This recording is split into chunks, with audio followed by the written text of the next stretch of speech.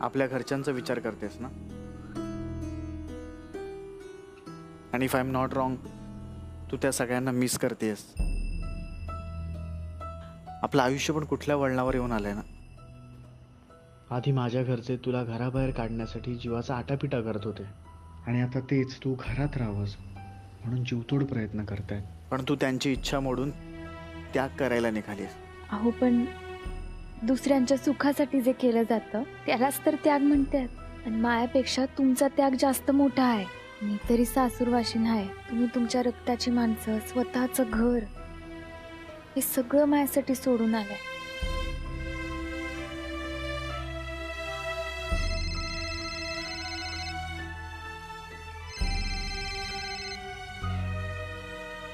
हा ना, काय नाही, घरी गेले का? सगळं ठीक आहे का विचारायला फोन केलता. होय, सगळं ठीक आहे. आणि आम्ही आता तिकडच यायला निघालो. हा का? काय झालं अण्णा? काय नाही, अगं पोरगी सासरी गेलेली परत माहेरी येते तेव्हा बापानं काय करायचं, आनंद व्यक्त करायचा की दुःख करावं हेच समजत नाही मला. मुलगी सासर सोडून माहेर येते, ह्याचं तुम्हाला बाप म्हणून आनंद वाटायची काहीच गरज नाहीये. तरी तुम्हाला दुःख झालं असेल तर यात तुमचं काहीच चुकत नाही. मग तो अजून एक विचारायचं होतं तुला. मोठ्या मालकांना आणि घरातल्या सगळ्यांनाच, म्हणजे आपल्या भक्तीच्या लग्नाचं आवाहन द्यायचं असं मनात होतं, पण ते इथं येणार आपल्या घरी परत दिसणार नाही ना. खरंय, आणि आमंत्रण नाही दिलं तर आपण संबंध तोडलेत असं वाटत. काही झालं तरी त्यांच्या डोक्यात असं नाही यायला पाहिजे. आम्ही सगळे कुटुंब आहोत. आणि ते हे रेणुकाताईंच्या घरच्यांचं कसं काय करायचं? त्यांना पण आवाहन द्यावं लागेलच ना, म्हणजे आपल्याला. वय, आपल्याकडून आपण चुकायला नको, आपण आमंत्रण देऊ. असे न तसे लोक आपल्याला गरीब म्हणून हिणवणारच आहेत, आणि आपण आपलं कर्तव्य पार पाडू. चालतंय, चालन.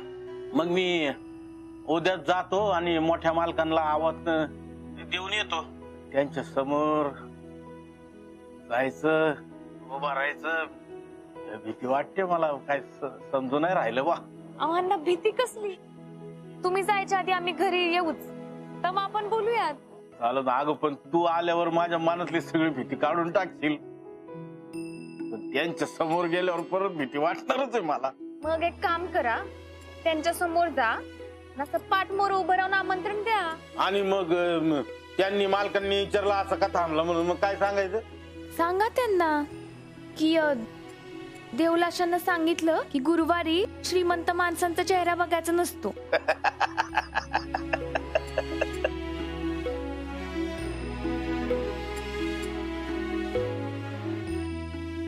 वेद, आपलं हे खाऊन झालं ना की तू जरा वेळ इथेच थांब. जवळच एक मॉल आहे, मी पटकन नवीन कपडे चेंज करून ये. रेणुका, अगं तू हे सगळं का करतेस? तुझ्या मोठ्या काकांना वाटतं की मी भजन म्हणावं, तुझ्या वडिलांना वाटतं की मी छान छान डिशेस बनवून खाऊ घालाव्या.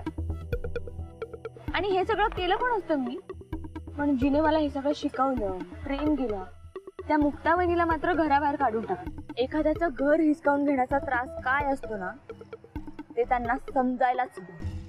तू एवढं प्रेम करतेस मुक्ताताईवर? हो, कारण ती तशीच आहे रे. आणि फक्त प्रेम नाही, तर रिस्पेक्ट सुद्धा करते.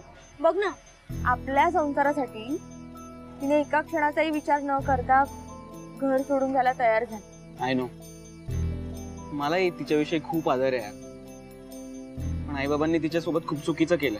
त्यांच्यासोबत सुद्धा थोडंफार चुकीचं घडणार आहे. फक्त तू माझ्यासोबत राहा, तुला शक्य होईल तेवढी साथ दे मला, तरच मुक्ता वहिनी परत येईल. येस, आणि मी कायम तुझ्या सोबत आहे. माझं तुझ्यावर खूप खूप प्रेम आहे. एक मिनिट, तू साडी चेंज करून काय घालणार आहेस?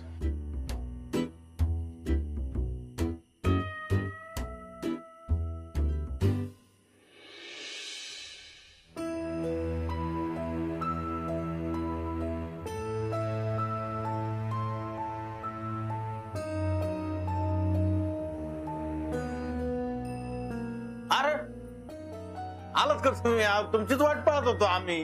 दमला असाल, हात पाय तोंड धुवून घ्या, म्हणजे जेवायला बसता येईल. आणि आज तुम्हाला झोप पण चांगली लागत. ती पंखा आणलाय ना, गरम पण नाही होणार.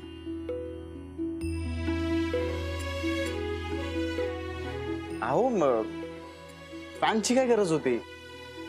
अशी कशी गरज नव्हती अहो. तुम्हाला थंडगार एसीच्या हवेत झोपायची सवय. अहो पण अण्णा, आणि इथं तर तसलं काही नाही. किती उकडला असन पण कधी एका शब्दाने तुम्ही काही म्हणलं नाही. आम्ही म्हटलं काय एसी नाही, चला पण एखादा पंखा तर घ्यावा. मी आले. अण्णा मी पण फ्रेश. हा या.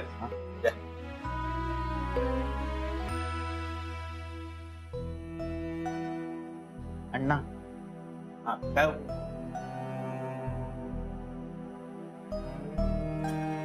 हो, तुमच्यात आणि श्रीमंत लोकात खूप फरक आहे. आमच्याकडच्या ज्या चैनीच्या वस्तू असतात ना, ते फक्त आमची श्रीमंती सिद्ध करण्यासाठी असतात. अण्णा तुम्ही विचारा ना, श्रीमंत आहात. हो, तुम्ही स्वतःपेक्षा आधी दुसऱ्याच्या सुखाचा, त्यांच्या आनंदाचा विचार करता. आता हेच बघा, नेहमी एसीत झोपणाऱ्या माणसाला छान झोप मिळावी, अहो म्हणून तुम्ही डायरेक्ट फॅन घेऊन आलात. अहो ही मनाची श्रीमंती कुठल्या तराजूत मोजायची? आणि मी गॅरंटीने सांगतो, जगातल्या कुठल्याही एसी पेक्षा हा फॅन जास्त थंड हवा देणार. आणखी एक बोलायचं होतं. रेणुकाच्या लग्नात जे काही झालंय ना, सो ते प्लीज तुम्ही तुमच्या डोक्यातून काढून टाका. आणि अण्णा, कोणताही संकोच न बाळगता तुम्ही आमच्या घरी जा आणि भक्तीच्या लग्नाचं निमंत्रण दादांना द्या. अण्णा मी काय म्हटलं, हे बघा, कोणताही संकोच बाळगू नका. अहो तुम्ही माझ्या बहिणीच्या लग्नात जशी आम्हाला हेल्प केली ना, तशीच हेल्प मी तुम्हाला माझ्या मेहुणीच्या लग्नात करणार आहे. अहो असं कसं म्हणताय? अहो तुम्ही जावई बापू आहे या घरचे, आणि तुम्हाला असं राबवून घेतलं तर लोक काय म्हणतील आम्हाला? काय अण्णा, हा जावई म्हणून मला एकदम तुम्ही परक करून टाकलं. अहो मी तुमचा मुलगा आहे, आणि लोक काय म्हणतील यापेक्षा तुम्हाला काय वाटतं ना, हे माझ्यासाठी जास्त इम्पॉर्टंट. आम्ही तुम्हाला मुलगाच समजतो. झालं तर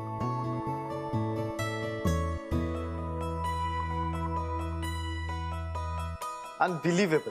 मला ना मुक्ता ही अशीच ह्या ड्रेसमध्येच खूप जास्त आवडते. तिच्या ह्या दिसण्यावर तर मी तिच्यावर प्रेम केलं होतं. आय मीन अजूनही करतोच आहे. एकदम साधी, एकदम सुंदर. माय झोप मोड नका ना करू, सकाळी लय काम आहेत. गोट्या खेळायला जायचं असं ना तुला? यार ही अशी लाईफ पाहिजे, म्हणजे आपला गुणाला त्रास नाही आणि आपल्याला गुणाचा त्रास नाही. वा वा, झोप तू झोप. चला आता नवीन फॅनची हवा खाऊया.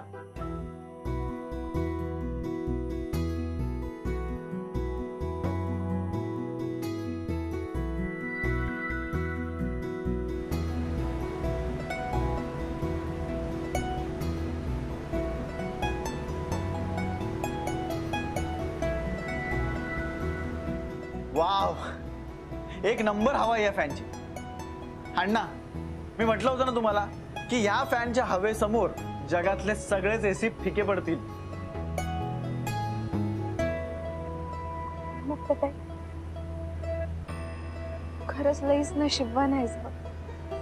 सगळ्यांना समजून घेणारा, एवढा नम्र, एवढा प्रेमळ नवरा भाग्यानेच मिळत.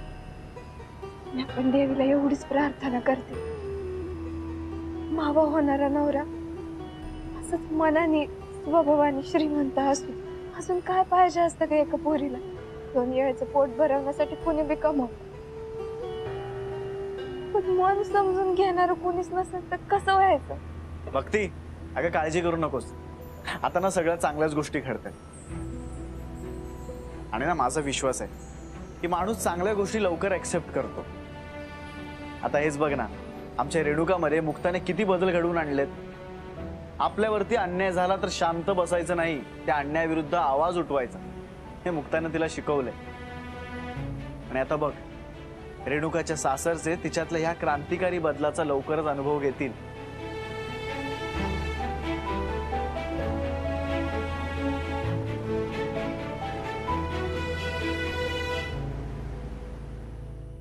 काय सांगताय काय?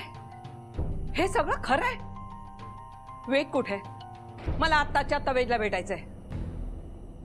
आत्या, मी आलोय. वेद, हे सगळं जे काय म्हणतात ते खरं आहे? तू त्याला काय विचारतीयस? त्यांनी तर सगळ्यात मोठा विश्वासघात केलाय. वेद, अरे रेणुका कुठे आहे? आहे, मी आलो तिला घेऊन.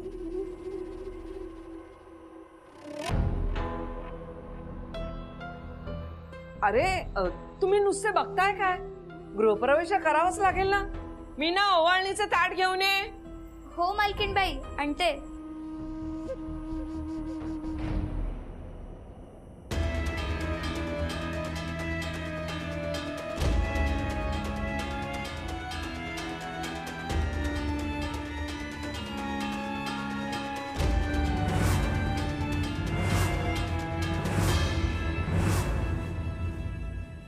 ही कोण आहे? माझी सून कुठे आहे? तुमची सून तुमच्या समोर उभी आहे. या अशा कपड्यात? अगं जानकी, काय पाहते मी हे? हा काय प्रकार आहे?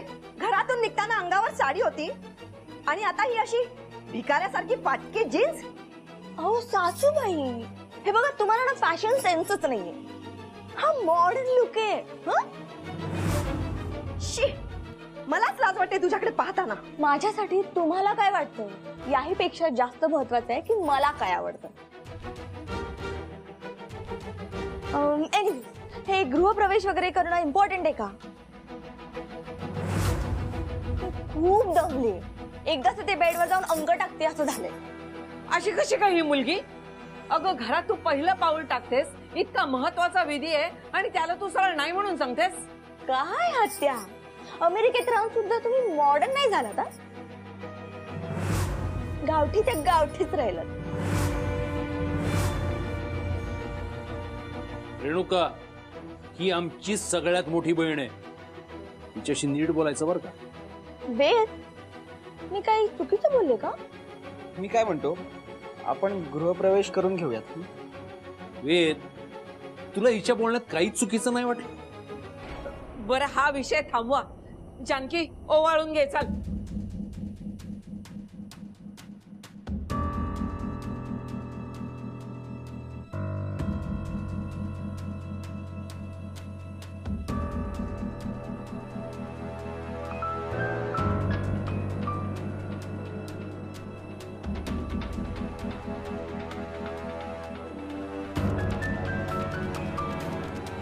बरं, आता नाव? मला तर वाटतं तू नाव घेणारच नाहीस. ओ माय गॉड, किती कमी वेळात ओळखायला लागलात तर तुम्ही मला. चला, माप ओलांडायला घ्या आता.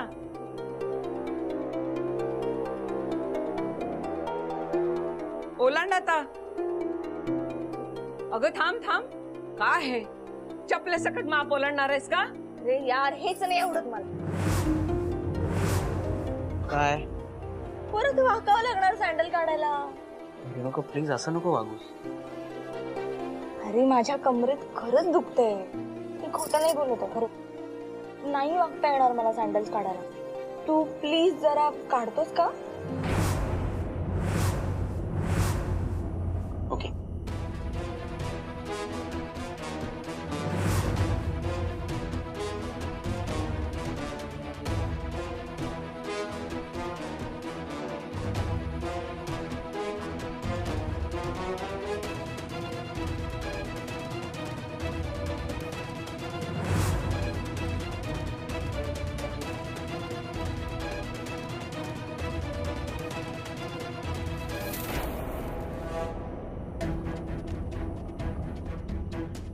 मीना, कुंकवाचं ताट आण, कपडा आण.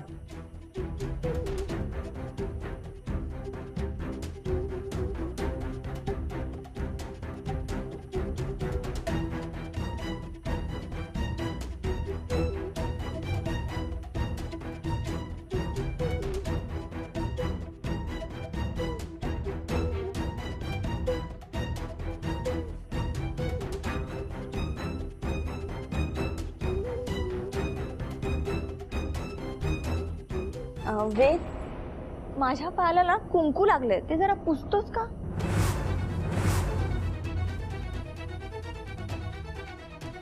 ऑफकोर्स.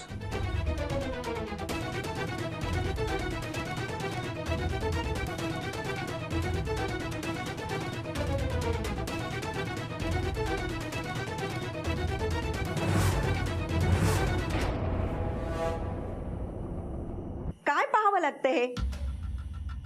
वेद, काय करून घेतलंय स्वतःच? का वागतोयस असा? आई, हे बघ, मला कळून चुकलंय की मला समतोल साधावा लागणार आहे. तुम्ही प्लीज काळजी करू नका. मी तुमच्यासाठी तुमचा मुलगाच असणार आहे. मी रेणुकासाठी तिचा नवरा. मला माझी ओळख एक उत्तम संसारिक पुरुष अशी करायची. मी तू काय म्हणतोय तुला कळतंय का? अरे कुणी शिकवलं तुला हे? बाबा, शिकवायचं काय त्यात? मी सारंगदादाकडून इन्स्पिरेशन घेतलंय. आणि माझं इन्स्पिरेशन आहे मुक्ताबाई.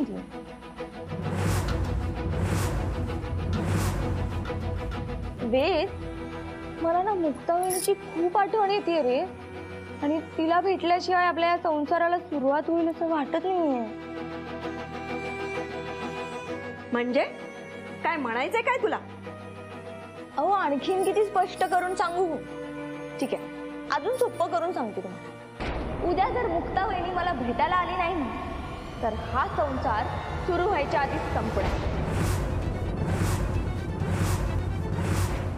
म्हणजे तू आता आम्हाला धमकी देतेस? काय काका, तुमच्या नवीन सुनेने एक इच्छा बोलून दाखवली, त्याला तुम्ही धमकी म्हणताय? धमकी? खरी धमकी कशाला म्हणतात नाही तुम्हाला माहितच नाही अजून यार. रेणुका, या अति होतंय हा? हो, काय सांगताय? याला अति म्हणतात? याला?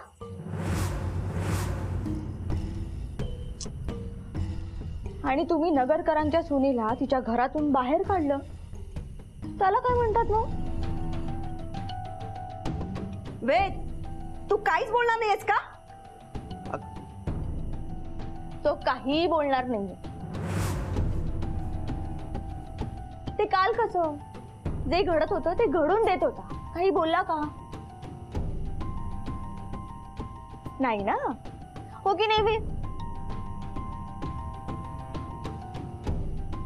वेद, खाली मान न घालता तू तुझ्या घरच्यांच्या डोळ्यात डोळे घालून सांग की उद्या मला मुक्ताबाईंनी इथे हवी आहे.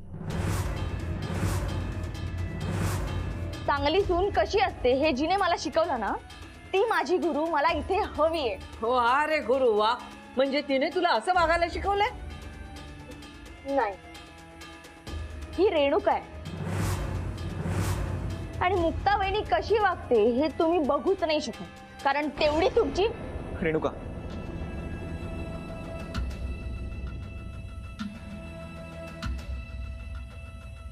ठीक आहे, मी शांत बसते. पण उद्या जर मुक्ताबाईंनी इथे आली नाही ना मला भेटायला, तर तुम्ही सगळ्यांनी मिळून माझा कसा छळ केला हे सांगून हे लग्न मोडून टाके ना. तू आम्हाला ब्लॅकमेल करतेस? मुक्ता हे घर सोडून गेल्याशिवाय हे लग्न होणार नाही, हे काल तुम्हीच म्हणालात ना. त्याला ब्लॅकमेलिंगच म्हणतात. मुक्ताबाईंनी मला भेटायला येणं परवडणार आहे की मी हे लग्न मोडून घर सोडून निघून जाणं तुम्हाला परवडणार आहे? हे तुम्ही सगळे ज्येष्ठ मंडळी मिळून ठरवा आणि मग मला सांगा.